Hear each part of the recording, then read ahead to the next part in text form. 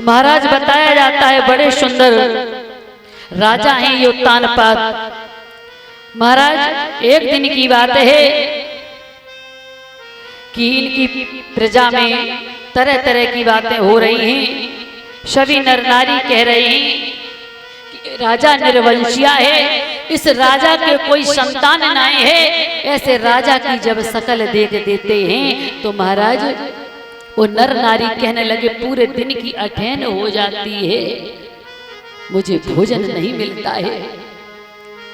महाराज एक दासी सुनती रही ये बातें और जैसे दासी ने सुना महाराज तो वो दासी भाग करके पहुंची है मैया सुनीति के पास में।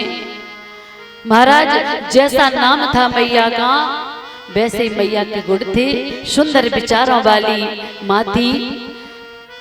महाराज इधर मैया ने जब सुना है कि मेरे पति को निर्वंशिया कहा जा रहा है, मुझे बांझ बताया जा रहा है, तो मैया बड़ी परेशान है। महाराज आज मैया ने दासी से कहा, दासी बोले हाँ तुम जाओ मेरे स्वामी को बुला करके लाओ।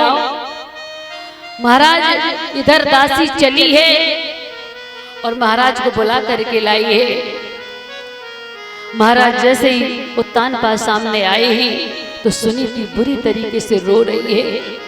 उत्तानपाद ने कहा, देवी क्या बात है, आपकी आंखों में आंसू? सुनीति कहने लगी, महाराज जानना चाहते हो क्यों है? हाँ हाँ प्राण प्रिय बताओ ना क्या बात है।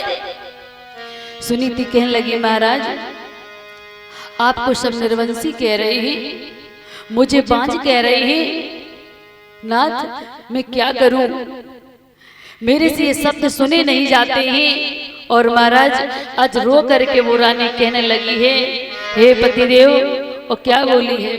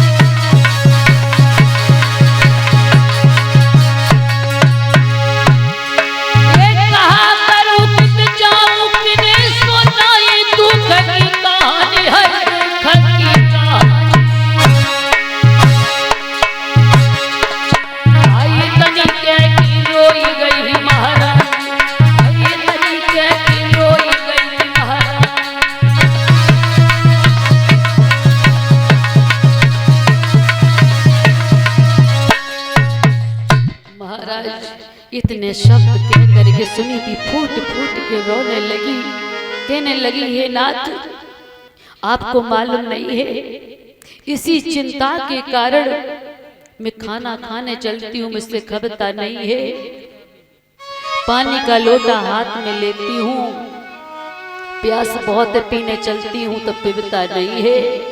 आज महारानी रो करके कहने लगी, ना